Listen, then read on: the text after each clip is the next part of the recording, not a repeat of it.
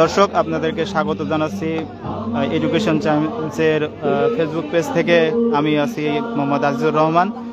আমরা এই মুহূর্তে অবস্থান করছি বেগম রোকেয়া বিশ্ববিদ্যালয়ের স্বাধীনতা স্মারক মাঠে, যেখানে বাংলাদেশ ইসলামী ছাত্র শিবির বেগম রোকেয়া বিশ্ববিদ্যালয়ের শাখার উদ্যোগে 2 দিনব্যাপী নববর্ষ প্রকাশনা উৎসব হচ্ছে।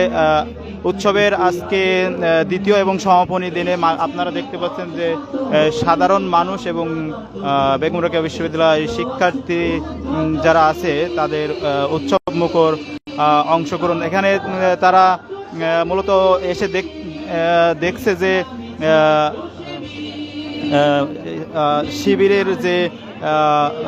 শিবিরের যে প্রকাশনাগুলো আছে সেগুলো এখানে আমরা যেটি দেখতে পেরেছি আসার পরে, সেটি হচ্ছে যে বেগম রোকেয়া বিশ্ববিদ্যালয় ইসলামী ছাত্র শিবির ফ্রি ব্লাড গ্রুপিং এবং আছে, সেটা সাধারণ শিক্ষার্থী এবং সাধারণ মানুষের জন্য আর কি উন্মুক্ত। সেখানে তারা ফ্রি ব্লাড গ্রুপিং টেস্ট করতে পারছে এবং এছাড়াও প্রেশার এবং প্রাথমিক যে চিকিৎসা সেগুলো দেওয়ার চেষ্টা করছে। আমরা আপনাদেরকে একটু দেখানোর চেষ্টা করি যে বেগম রোকেয়া বিশ্ববিদ্যালয় শাখা ছাত্র শিবিরের উদ্যোগে যে আয়োজন নববর্ষ প্রকাশনা উৎসব, সেটিতে এই মুহূর্তে আমরা দেখতে পাচ্ছি যে অনেক এখানে ব্লাড গ্রুপিং টেস্ট করছে।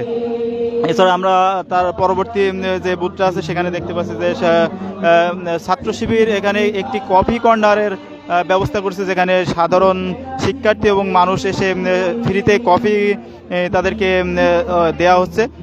মূলত এখানে সেই কফির জন্য আমরা দেখতে পাচ্ছি যে সাধারণ মানুষ। আমরা একজনের সাথে কথা বলবো,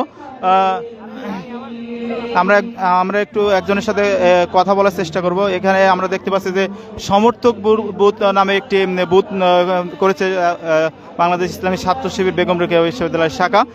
সেখানে শিবিরের যারা সমর্থক হতে চান তারা মূলত এখানে এসে সমর্থক ফর্ম পূরণ করছে। আমরা বিকালের দিকে যেটি দেখেছিলাম যে এখানে অনেক নারী শিক্ষার্থী এখানে যে এসেছিল, তারা মূলত ঘুরে ঘুরে দেখছে যে শিবিরের যে সাহিত্যগুলো আছে সেই সাহিত্যগুলো, তাদের প্রকাশনা। আমরা এখন এই মুহূর্তে এখন আপনারা দেখতে পাচ্ছেন যে বেগম রোকেয়া বিশ্ববিদ্যালয় শাখা ছাত্র শিবিরের আমরা এখানে দেখতে পাচ্ছি যে আরো একজন বেগম রোকেয়া বিশ্ববিদ্যালয় শাখা শিবিরের সাবেক একজন এসেছে। তো ভাই একটু লাউডলি বলবেন যে আসলে এই শিবিরের এই যে প্রকাশ্য বেগম রোকেয়া বিশ্ববিদ্যালয় প্রতিষ্ঠার পরে এই প্রকাশ্য যে একটি নববর্ষ প্রকাশনা উৎসব আয়োজন করছে, এটা আপনার কাছে কেমন লাগছে? এসে সার্বিক বিষয় দেখে কেমন লাগছে একটু মতামত জানান। না, অবশ্যই ভালো।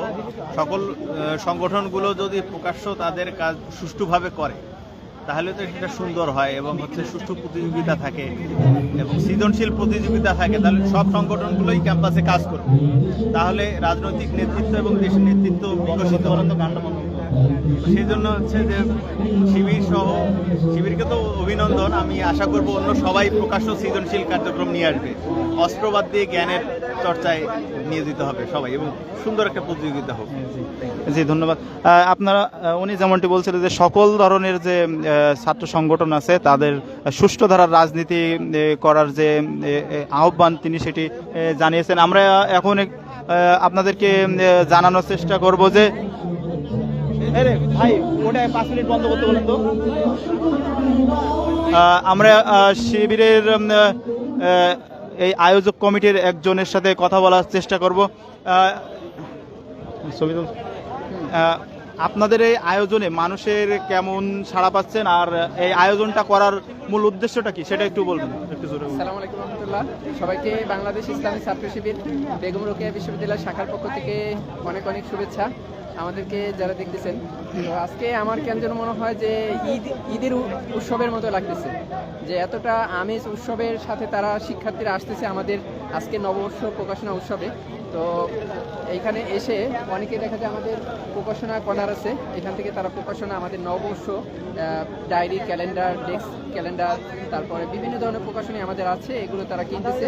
এবং পাশাপাশি আমাদের সাহিত্য কর্নার আছে, এখান থেকে বিভিন্ন আইসিএস পাবলিকেশন আমাদের বিভিন্ন বই আছে, তারপর সদস্য সিলেবাস, সাথী সিলেবাস, কর্মী এবং স্কুল সিলেবাস তারা দেখতেছেন, প্রদর্শন করতেছেন এবং আমাদের সমর্থক বুথ আছেন, এখান থেকে অনেকে সমর্থক হচ্ছে এবং পাশাপাশি তাদেরকে আমরা কিছু বইয়ের উপহার দিচ্ছি এবং পাশাপাশি আমাদের কফি কর্নার আছে, সেই দিকে বিশ্ববিদ্যালয়ের শিক্ষার্থী, কলেজ এবং সবার জন্য উন্মুক্ত, ধর্ম বর্ণ নির্বিশেষে সবার জন্য কফি কর্নার আছে, সেখানে তারা কফি খেতে পারতেছে এবং পাশাপাশি ফ্রি ব্লাড গ্রুপিং ক্যাম্প তারা ব্লাড গ্রুপ ক্যাম্পিং তারা নির্ণয় করতে পারতেছে এবং সেই সাথে আমি বলতে চাচ্ছি আমি যে বিশ্ববিদ্যালয়ের শিক্ষার্থীরা এতটা আমেজ উৎসবে তারা আমাদেরকে আসলে গ্রহণ করেছে, তারা ছাত্র শিবিরের প্রতি শিক্ষার্থীদের যে প্রত্যাশা তারা আমাদেরকে জানিয়ে দিয়েছে, আমরা তা আমূল আনার চেষ্টা করব ইনশাল্লাহ।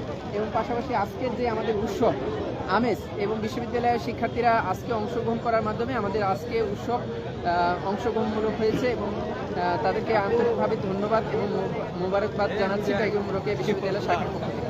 জি, আপনারা যেমনটি শুনছিলেন যে শিবিরের যে 2 দিন ব্যাপী যে নববর্ষ প্রকাশনার যে আয়োজন, সেই আয়োজনে কি কি ছিল সেটি মূলত আপনাদেরকে জানাচ্ছিল শিবিরের আয়োজকের এক সদস্য। এছাড়া আমরা দেখতে পাচ্ছি যে অভিভাবকদের সাথে যে শিশুরাও এই প্রকাশনা উৎসবে এসেছে।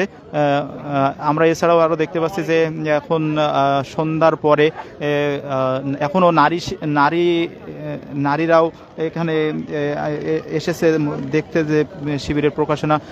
আমরা যদি আপনাদেরকে আরও একটু দেখাই যে এখানে বেগম রোকেয়া বিশ্ববিদ্যালয়ের বাসের আদলে একটি ডেমো বাস বলা যায়, সেটা বেগম রোকেয়া বিশ্ববিদ্যালয়ের ছাত্র শিবির এখানে ফটো ফ্রেম হিসাবে এখানে ব্যবহার করছে, যেখানে আপনারা দেখতে পাচ্ছেন যে দর্শনার্থীরা এখানে এসে তাদের ছবিগুলো তুলতে পারছে সুন্দর এই ফটো ফ্রেমের সাথে। এছাড়াও আমরা যদি আপনাদেরকে আরও দেখানোর চেষ্টা করি যে শাখা ছাত্র শিবির এখানে শিবিরের প্রতি শিক্ষার্থীদের প্রত্যাশা একটি বোর্ড দিয়েছে, যেখানে সাধারণ শিক্ষার্থী এবং অন্যান্য শিবিরের সমর্থক তারা এসে শিবিরের প্রতি যে প্রত্যাশা সেই প্রত্যাশাগুলো এখানে লিখে যাচ্ছে। আমরা যেমনটি জানতে পেরেছি যে শিবিরের যারা এখানে আছেন দায়িত্বরত ওনারা জানিয়েছেন যে এটা দেওয়ার মূল উদ্দেশ্য হচ্ছে যে শিক্ষার্থীদের প্রত্যাশা কি শিবিরের কাছে সেইটা মূলত ওনারা দেখতে চান এবং এখান থেকে সেই পরামর্শ এবং কথাগুলো নিয়ে তারা পরবর্তীতে চলতে চান। তো এই ছিল সবশেষ বেগম রোকেয়া বিশ্ববিদ্যালয়ের ছাত্র শিবির কর্তৃক আয়োজিত নববর্ষ প্রকাশনা ও উৎসবের দ্বিতীয় এবং সমাপনী দিনে।